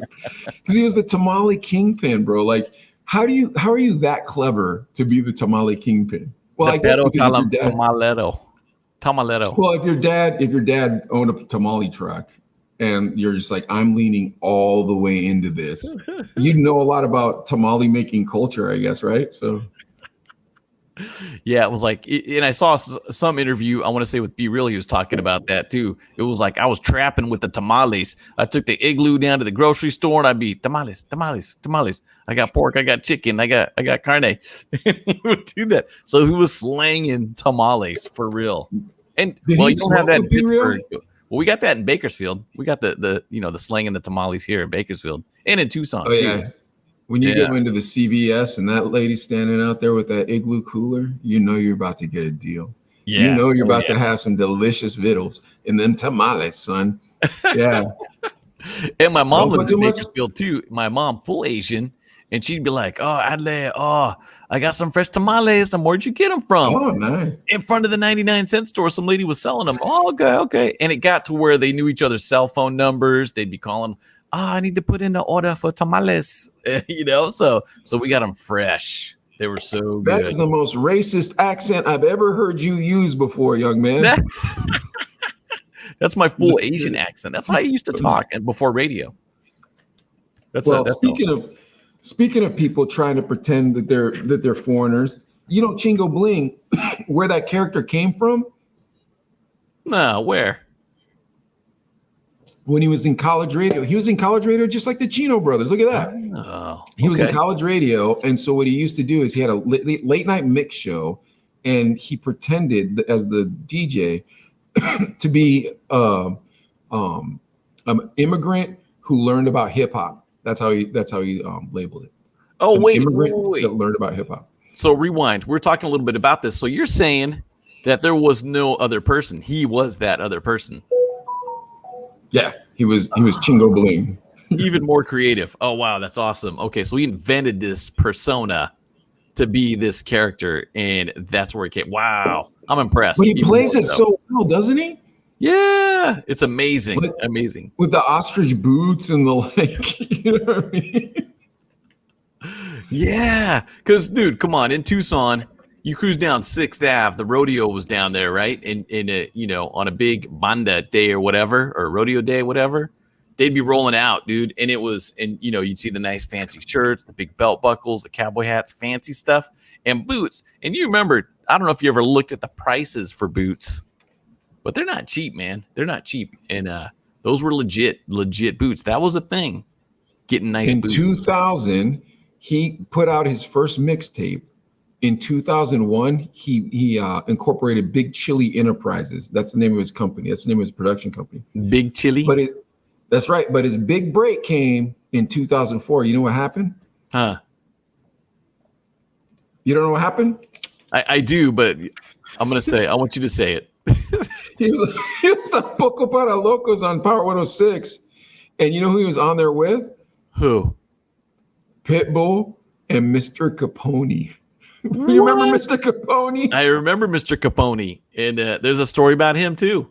But yeah, that's amazing because think about this, dude. Wait, Pitbull. what story you got about Mr. Capone? We'll do that. We'll save that for another episode. We'll save that. Okay. Yeah, that's a good story. It's a good story. It's a scary story if it's about Mr. Capone. He's homie. For those He's of you cool. who don't know, Mr. Capone looks like a hardcore cholo. And like he took pictures and his album cover would be like him with a gun and a bunch of knives and stuff and like tarot cards. And you're like, ah! Pretty standard for today. Yeah. But wait a sec. Think about that though. Chingo Bling, Pitbull, Mr. Capone, and they all, continued success. But Pitbull really took off though. So that's pretty impressive. Yeah, absolutely. Chingo Bling to be there with Pitbull. That's amazing. Wow. Ching-a-ling. Well, then they had a pretend beef with each other too. Yeah, They did? because Pitbull. Yeah, it was a pretend though. But they played it up pretty well. Because Pitbull had a Pitbull, and then Chingo had Cleto, and so Pitbull was like, "Hey, Cleto, scratch my Pitbull!" Like, and he straight faced it too on the beef video. It was like, "Yeah, that fool wants to come up. He wants to come up with something. We'll see about that." And Chingo Bling responded. Really? Yeah. I didn't know. That I didn't know about. Oh my gosh! So they were fake beefing, but it was over a chicken and a pit bull. Yeah, I think, dude. But I think isn't that phenomenal? Like if you're both Every time I take a drink of water, it zooms over to the juice. That's subliminal messaging. Buy Tiny Box Vape Shop juice. Yeah, but anyways, yeah, it was one of those pretend beefs. But like, think how smart that was, because both of them were like independent artists doing like essentially a Mexican Master P, a Mexican No Limit. You know what I mean? Yeah, yeah. That's brilliant. That's amazing too. And back then, because I feel like Pitbull really took off just after that, like 06, 07.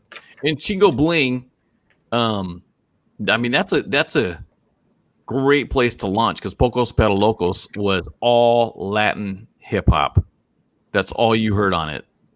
It was all Hispanic, Latin flavor, the Capones, the Criminals, all that style too. So very cool. All right, and now check this out. He currently is doing a podcast called The Red Pill Tamales, and then another one called What Did He Said. So, what did he said? Yeah, but do you know what the significance of the red pill is? It's political. Yep, I know that. You know what that means? Yep, that's true. And it's one or the other. It's left or right. Red is. I love that you have no idea what's going on in politics, and you have no idea how the internet works. Like, you don't know how to use Facebook, you don't know how to use Instagram. Like, you tell me, you're like, oh, dude, Malex's Instagram stories are dope. I'm like, you know how to look at Instagram stories? Like, yeah, I'm gonna say, wait, red is Republican.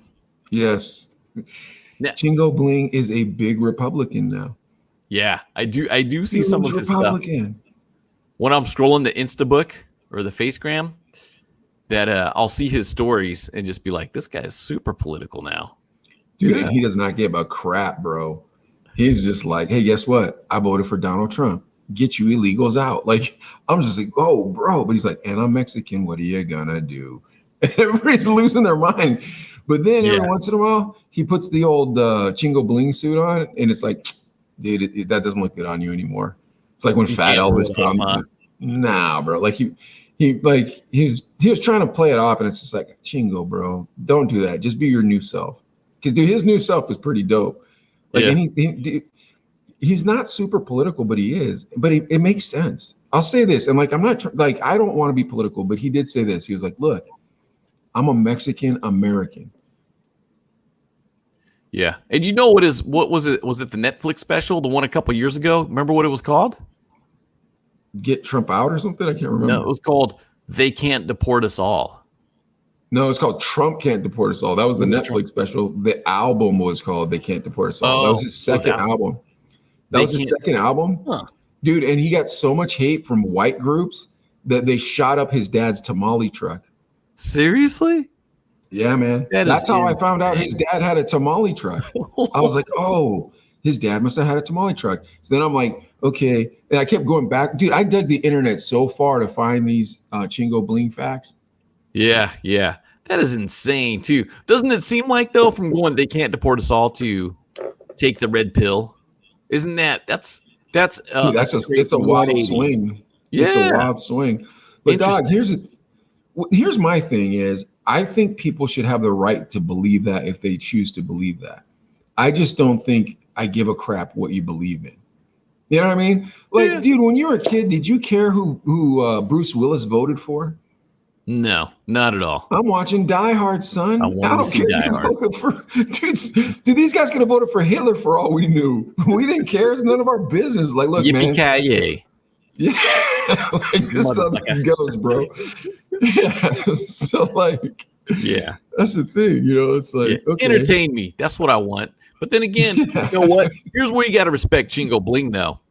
He's going to be hated for that comment saying I voted for Trump. He is, and he's putting a lot at risk just for saying that too. Because you think about it, there's going to be people like, oh well, I'm not going to buy his merch anymore. I'm not going to go to his shows. But then, you know what? You got to give a guy credit for having an opinion and stating it, knowing that you're going to get some backlash for it.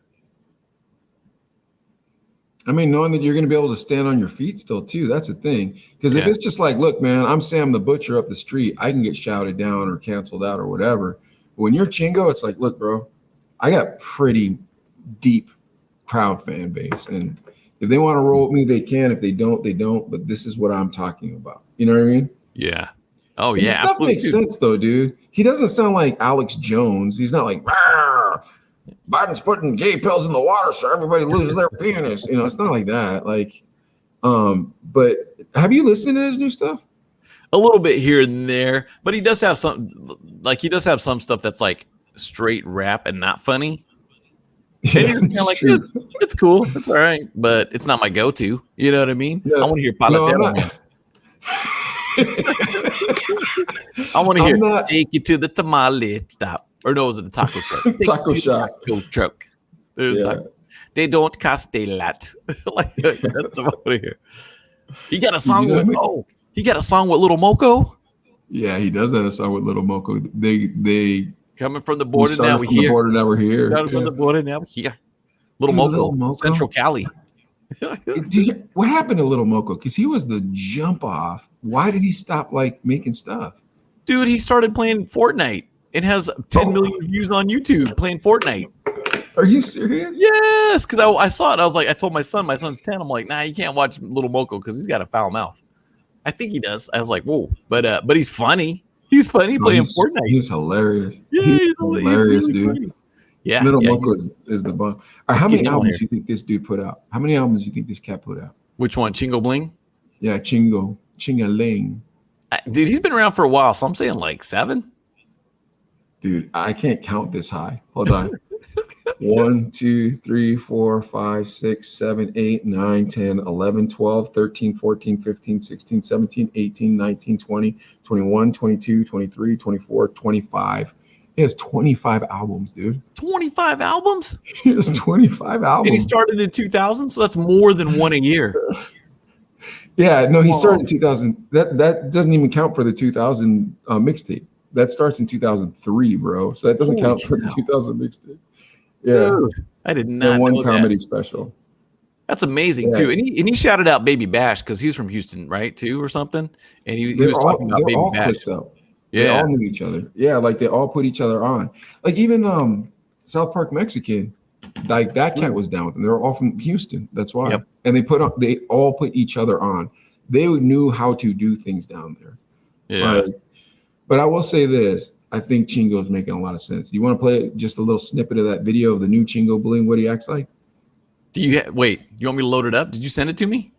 Oh, don't do it this. Wait, hold on. Keep talking. I don't know if I sent it or if I thought I sent it. Because I don't remember seeing it. I've got, there's one called Here. That was, you know what? Is it called Here? Yeah. Sounds like something Sketch would do. If it's Here, then watch. I'll have it up in. Was it YouTube? Wait, no, this is the one. I think this is the one where you fell down. Oh, never mind. All right, we're good. Yeah. So, anyways, oh man, I wish I would have done that. I wish I would have sent that. I probably just thought, okay, I should send that later, and I didn't do it. Dude, it was so dope. He's like, "You want to know why I don't like Biden? I'll tell you why I don't like Biden." It's just going on. We were talking about that. Yes. Oh man. Next time. Well, soon. We might have to do an extra episode. Because I don't worry about it.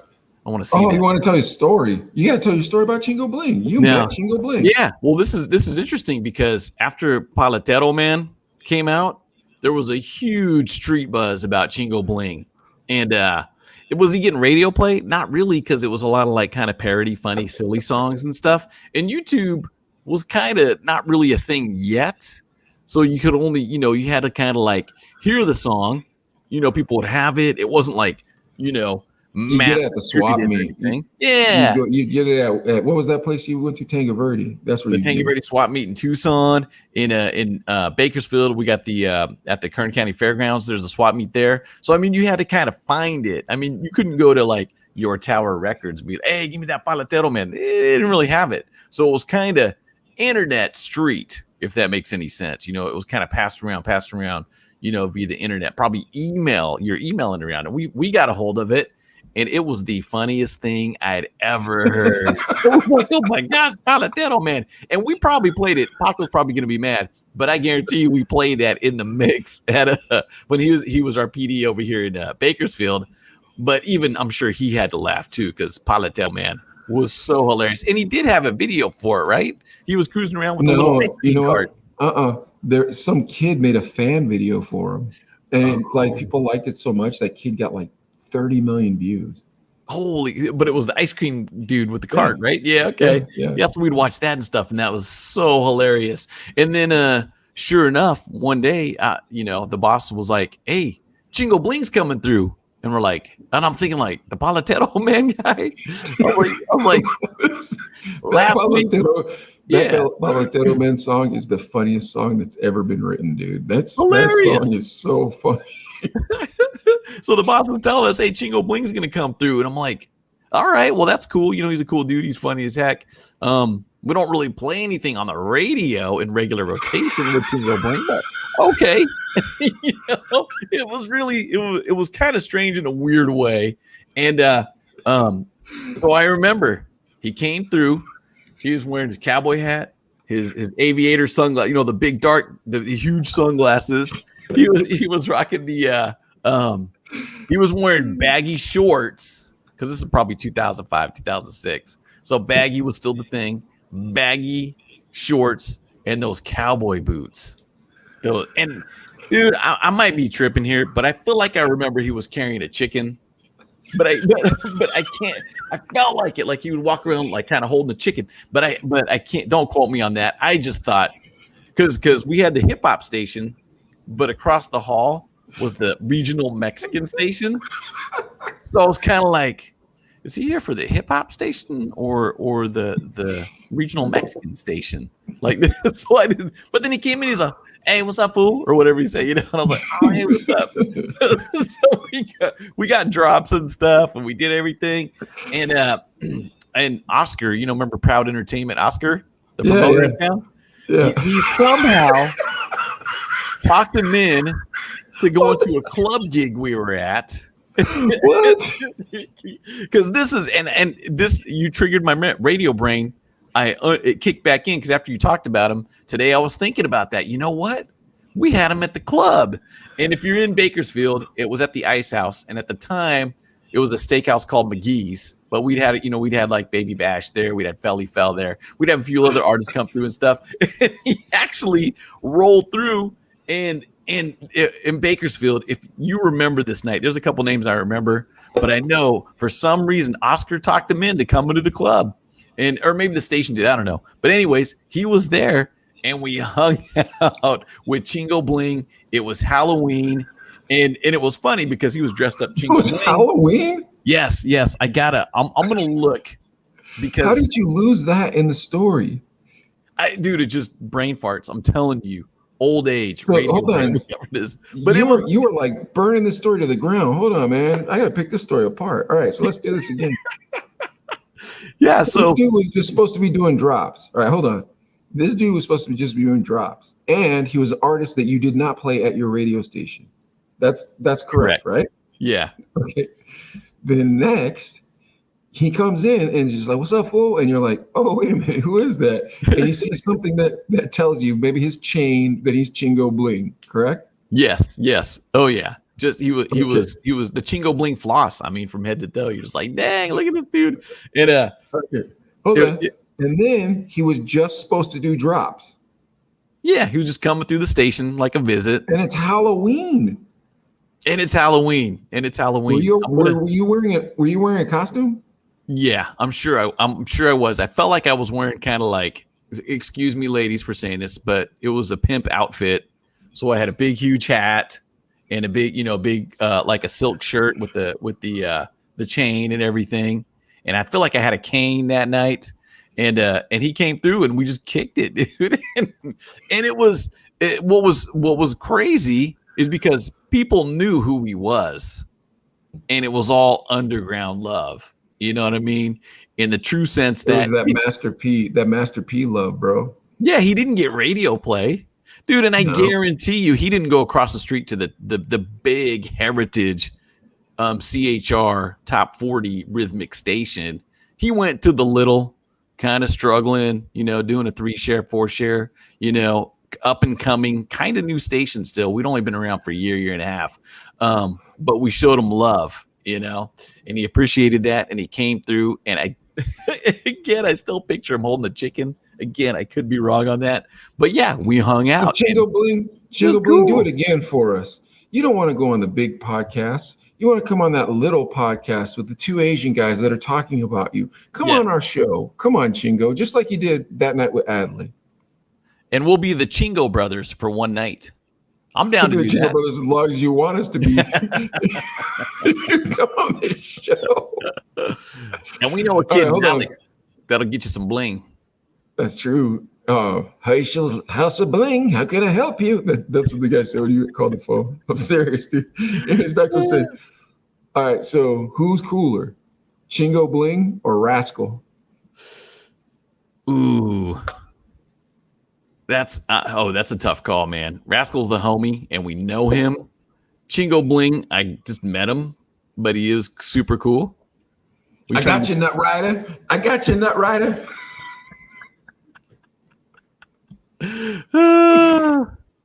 If I had, oh man, that's tough. That's tough, man. Not really, dude. Rascal's the Fonz, bro. When I saw he was a Marine the other day, when I saw he was a Marine the other day, I was like, of course you were. I remember that. I remember that. Dude, he carried a strap. I don't know if that's going to get him in trouble, but it was all legal. But I remember. I think. Did you ask him if you could shoot it? No, I didn't ask him to shoot that gun. One of the nights in the parking lot with the beer. Let me shoot your gun. Nah, boo. I bet you he let you hold it. No, I didn't shoot that gun. Why would I want to hold his gun? I felt like Illmatic was there too. It was like, come on, let me hold it. I feel like Illmatic wanted to hold it, and Illmatic wanted to shoot it. Dude, but him and Illmatic do gigs together now. Man, how do I know that gun don't got bodies on it? Talk about the salt and the pepper, bro. And since we're talking about getting our consciences clean, guess what, Illmatic? I still don't like you. I don't care. I don't like you. You and that other asshole that Adley talked about earlier. What was that dude's name? Ted Stryker. You and Ted Stryker can both kiss my butt, Illmatic. It slices, it dices, it circumcises. That's how I'd introduce him. He hated that. But I thought it was funny. Oh, I get it. Yeah, he didn't like it, but I thought it was funny. All right, man. Let's wrap this up. Back to Chingo Bling. Well, let's wrap this up. Chingo got a good salute out of us. Let's wrap this up and get to some clap. Yeah, let's jump to the clapper because, man, every time an hour and a half goes by and it's like, man, we got stuff to do, which is okay. I don't mind because I'm enjoying this time. I definitely am. And we're going to the clapper shout outs. Here it comes on the screen here. And this is Chino Brothers. And this is at Rebel Poet. And can I play the clip? Where'd you go, Mike? Oh, there you are. I'm playing it. Good morning, my rebels. It's about 5:30 in the morning. And I just want to wish all of the fathers out there happy Father's Day, and to us, all of us single mommies who are pulling double duty, happy Father's Day to you too. And it's devotion time. And today is Romans 12:9-10.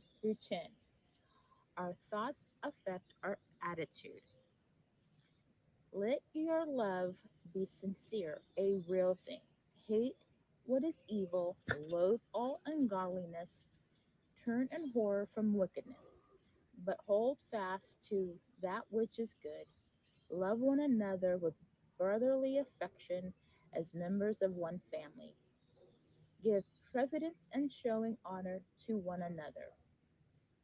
If we allow our thoughts about a person to be negative, our attitude and behavior toward that person will also be negative.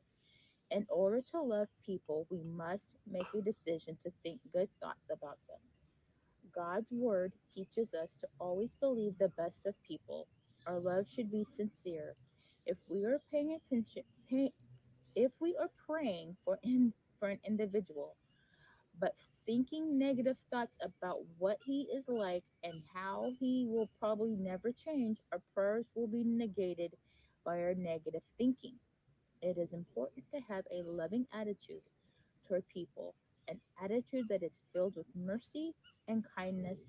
A right attitude begins with right thinking. We can be grateful God has that attitude toward us, and we can be determined to have the same attitude toward others. Prayer of thanks. Father, I thank you that you love me enough to think good thoughts about me. Help me to have the same attitude when dealing with people in my life. I want to be more like You're you muted. today. Amen. And this, I don't know, lately these devotions have really been, let me pick this up, been really hitting home. Mike, how come you're muted? I really don't pay attention to Mike, the your mic isn't connected. bullies and the gossip that's going around here on Clapper or any other social. Mike, it says your mic isn't connected. Did you unplug it? How about that? Well, yeah, okay, there you are. Okay. I was like, Mike's not saying to kill it, so I'm I kept saying, please stop this. Please turn this off. I kept saying, that's why I was like, those faces. I was like, and then you whispered, your mic is muted. I'm like, am I in a horror movie? What's going on around here? I was like, does he want me to play the whole clip? Dude, how long can you make a clapper? Yeah, don't they cap at like 60? Yeah, I thought it was a minute. I was like, dude, this is like a 9-minute clapper. And I know the Bible, and you really know the Bible. Was that only 2 verses? Oh no. Was that Romans 9 and 10 only? No way. That was way more. That was not 2 verses. Well, that was our first clapper shout out that didn't work out as well as we thought it would. Rebel Poet at Rebel Poet. Thanks for we're shouting you out now. Thank you for wishing us a happy Father's Day. We appreciate that too. And thanks for being on the Chino Brothers shout out page too. Right on, Rebel Poet. I don't know if that's gonna be a good one to post, but yeah, God bless America. Edit and post. All right, we got last one. Here we go. And you know where we're at. Oh, you love this stuff, huh? Everybody does, dude. America loves this. Let me open it up here. Oh, you love this stuff. Okay, there we go. Oh, man. And we went off last time. We definitely did.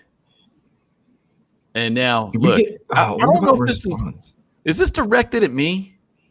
If you're looking for love in a serious relationship that acts serious, if you want to have fun, there are other groups for that.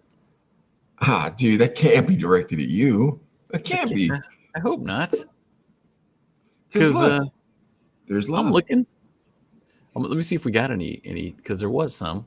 Oh, now it's good. There we go. I'm looking. Nothing recent, so we'll check back on that. Thank you very much. But do you think do you honestly think, and you might be right though, that was targeted at you? You think so? I don't know, man. I mean, like, we have done some wild, fun stuff on this thing, and they might be turning us into the moderator every time we do. Interesting. I wonder. Yeah, I don't know now. Now we're not gonna. How about this? Get kicked off. If we get kicked off of this, who cares? Let's go. Because I was going old school on the next one. You got one already, or? Nope, but I'm ready. If you're ready, I'm ready. If you know the lyrics to this, props to you, my man, because this L is for the way you look at me. O is for the only one I see. V is for very, very extraordinary. E is even more than anyone that you adore can. That's love. That's what it means. Did you write that at the end? That's love. That's what it means. Oh, I probably should add that though, huh? Yeah, absolutely. Nah, they'll be able to figure it out. No. We have to make sure they'll figure it out. So, right, love. That's what that means. Love. That means. Oh, too cool. Too cool. All right. This guy does look serious. What do we got? He lives in Michigan. That's close to you, huh? What's this dude? This dude, look, he's at like Mel's Diner. He's like, look, ladies, do you like fine dining? Well, here I am, right next to my favorite restaurant. And I go to ball games. Dude, I just saw this part. know. I'm 49, a tool. And tool? die maker. We'll shout him out, though. Shout out to Andrew. Whoa. Oh, dude, tool and die makers are hard, dude. They're pretty tough dudes. I don't want to get in a fight with a tool and die maker. Because I'm going to hit him with my car, bro. I'm not going to pretend like I have corona. I hope I never hit anybody with my car ever. I hope I never, ever hit anybody with my car ever. Because they're going to be like, on that podcast, you say that you just hit people with your car. What's this? Is this guy in a boy band? Is he in a boy band? What's going on? Hey, I am Amar. I was supposed to be in 98 Degrees, but had a little eyebrow problem. So 2.5 men offered me a job, turned it down. And then the guy that played Ducky got my job. So ladies, if you like purple jackets, this is where it's at. That is a sweet suit. See if you can do the next one. Hey, what's up, ladies? I'm just laying here in my bed thinking about you. You want to see some real action? You just hit me up on the DM and I'll show it. Well, I want to keep it PG here, but. All right, hold on. I got him. You want me to get him? Here you go. Yeah, go for it. Hey, I'm really overweight, so I don't like getting out of bed. I mean, I hope that doesn't bother you, but I do have nice sheets. Look at them. I mean, they get print on them. It's print. It's like, see that tropical island on them? That's probably where you live, in a tropical place. But I don't like snakes or spiders, nothing like that. So is there any mail order brides on this thing, or what are we doing? Those sheets are 300 count. Look at that. All right, let's see. All right, come on. You got to get this guy. It's your turn. Good morning. I mask up for protection, and you don't want to see my grill. That's mean. Sorry, dude. All right, hold on. Let me see if I can get him. Hold on. Let's see if we get him. That shirt is classic. Okay. No, go back up. Go back up. I got him. Okay. All right. So this is it, Carl. Smartest move we can make. Put the best shirt you own. This shirt you paid $19 for. And that's a lot of rupees, by the way. Put this on. Now, where can I walk that looks like I'm at a nightclub? Oh, yeah. The stripper bar up the street. Okay. Now I've got my mask, so that way if they don't, necessarily like my dental work, they won't know. Ladies, take a chance. Chink. And here's his Mickey Mouse right there on the sleeve, on the I shoulder. know, dude. Disney, he's branding. Disney. He's branding. He is branding. I think he's sponsored. In 1928, he was sponsored by Disney. Either that, or he's trying to teach us how anti-Semitic Walt Disney actually was, and that Alex Jones actually was right about Walt Disney and how he created Viagra. Did you hear about that? No, I'm just kidding. I don't know any of that stuff. I just made that stuff up. Elaborate. That's too funny. Oh, here we go. Oh my gosh, this looks like a young person, like somebody who's too young to be on this thing. That's not good. Don't say anything to them. Just scoot past that. Scoot past that. Get away from there. Good. Is that a grown-up? Is that a grown-up? Questionable. Go back up and click on it. No, go back up and click on it. Let's see. Click on her face. Let's see. She's got bags in her eyes, bro. That's not even a real hair color. Yeah, that's an adult. All right, here we go. Let's go. What do you got?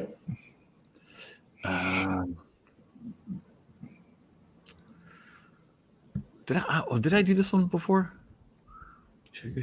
I got one if you need one. So don't worry. I do sugar. How'd you get so fly? Yeah, not sure. Why not? Do it again. Oh my gosh, I forgot the words. Constant feeling higher than the ceiling. And ooh-wee, it's the Oh shoot, I ultimate hit enter on feeling. accident. I hit enter. Crud. You got me lifted, feeling so gifted. Dude, you're gonna be seeing that guy here coming up. Gotta get Yeah. a drop for the Chino brothers. Anyways, Yeah. back to what I'm saying. Gifted. Scroll down. I was gonna Here we finish go. it. Higher than Oh, the okay. ceiling. Higher than the ceiling. Higher than the ceiling. It's the ultimate feeling. How does it go? See. You got me gifted, feeling so lifted. Sugar, how'd you get so fly? So fly like I was gone. So Nice. fly like I was gone. Very I'll be nice. your little true low. Remember he said that? I'll be your little true low. All right, this guy, you ready? I am a Russian spy that wants to be in boy band. Ladies, look at the watch. You think it's a Rolex? Of course you do. I don't know what Rolex look like. This is my cousin's sweater. He will beat me when I get home. I was supposed to be tending the goats, and I stole his sweater.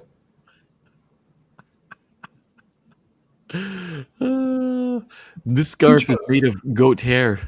Because Sergey, the rich man, came walking down the road with his iPhone 3. He's the richest man in town and said, I'll take picture. I thought, good for Filipino ladies. Dude, I had a hard time not breaking up on that one. I was going to start laughing at myself. I couldn't stop. Was it good? Was that a good one? iPhone 3. That's great. Well, yeah, because like he lives in some, not that wealthy country. Come on, bro. You think I didn't peg that guy? I pegged that guy right on the nose. Yes, definitely. See, Definitely. even that girl thinks it's funny. Ah, boy, we're going to tell this lady, your turn. Or I got one. You ready? Yeah. Yellow is the color of your energy.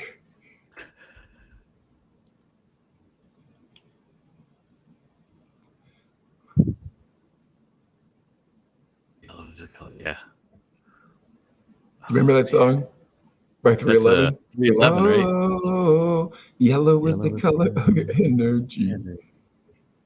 I don't know any more lyrics from that. Yeah, who cares? Yellow is the color of your energy is weird enough. I'm going to add beautiful. Beautiful. You know what I mean? You're like, yellow is the color of your energy. Dude, I don't know what's wrong with you, man. Is that bad? Oh, you're no, that's good. You're crazy. Oh my gosh. Oh my gosh. Yellow is the color of your energy. That's right. Oh, whoa. Yellow is the color of your energy. Dude, I don't know if I can ever do this stupid action camera again because it keeps thinking it's following me and it's not. It's like, what? I don't want him in the picture. What's that guy doing? Get away from me. I'm going crazy on this. Oh, we might have already done this one. Did we do this Which one already? one's this one? Hold on, I gotta take a peek. What do we got? Say something about her showing her feet. Well, no, this is, I'm already into it. Look at this. Ask her if she has any other pictures of her feet. No, I'm not trying to be rude, but hey, pretty girl, I'm feeling you. The way you do the things you do remind me of my Lexus coupe. That's why I'm all up in your grill, trying to get to you a hotel. You must be a football coach, the way you got me playing the field. So, baby, give me that toot toot. Let me give you that beat. Do you remember when Chappelle parodied that? He was like, "Give me that poo poo." He had toilet seats. That pee pee.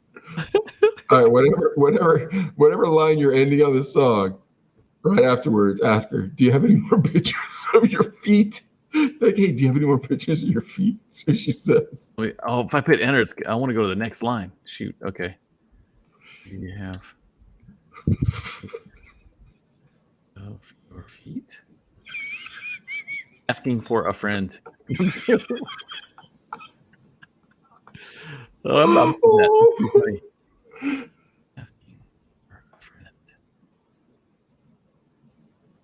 Thank you.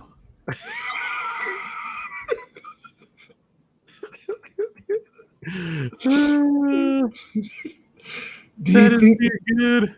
Do you All think right. that comment? You think that comment is geared towards us? The opening comment. Let me go back up to it because possibly When did you notice it? just right now. Just right now, but I'm looking at the date though. It's from a year ago. So if you're looking, Oh, there must have been a lot of people doing what we're doing. there's no way to comment on it because I was going to bust some lyrics. Okay. Yeah, he turned off commenting for this post. What the heck, dude? How ballsy do you feel right now? Should we try? Dude, if you want to be ballsy, Go cut and deep. paste. No, cut and paste that guy's post, and then repost it and put look what this vagina wrote. Because I was gonna say let's wait, watch. Let's go to the profile. Wait, let's go to one. Go to the profile And of who? let's Dr. call him. Spock? Let's call this dude right now. Dude, you're out of your mind, dude. Do not call this dude right now. Dude, do you think it'll work? I don't know if it'll work Dude, on the streaming. Are we still live? Are we No, done? we're still alive. Oh, We're still alive. Let's not do this. It's not working anyways. So Okay, cool. All right, I think that's it. We had our show tonight before Adlai starts making international threats to the Philippines. All right, no, guys. do something nice. We're just gonna talk to him nice and be like, dude, we just want to say what's up because we're in the United States. Dude, they'd love to hear from us. I bet. All right, go for it. It's not working. I feel like it would be super weird. Well, dude, of course, when someone random calls you on your Facebook, do you answer? No, Never. dude, I hate when it happens. I hate when it happens. Never answered. I'm like, you serious?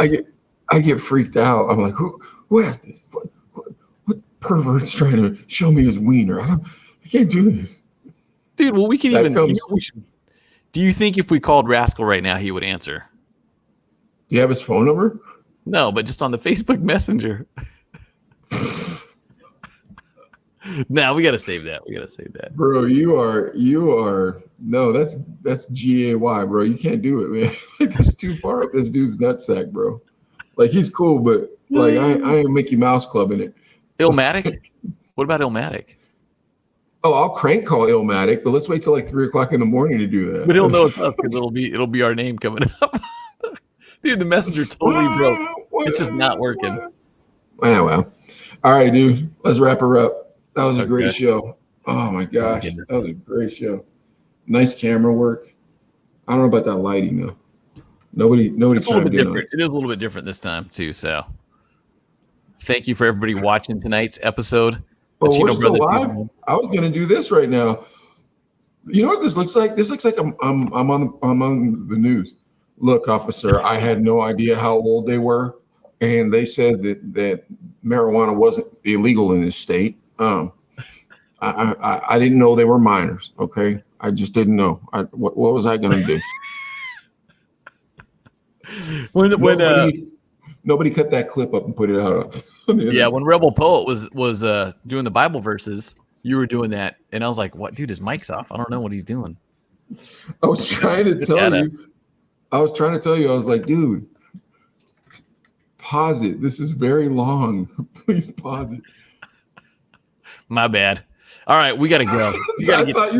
I thought you were playing all the way through to be funny. I thought you were like, what? I just was kind of like, he sent me the clip, so I guess he wants me to play it. He muted his mic because he wants to hear it.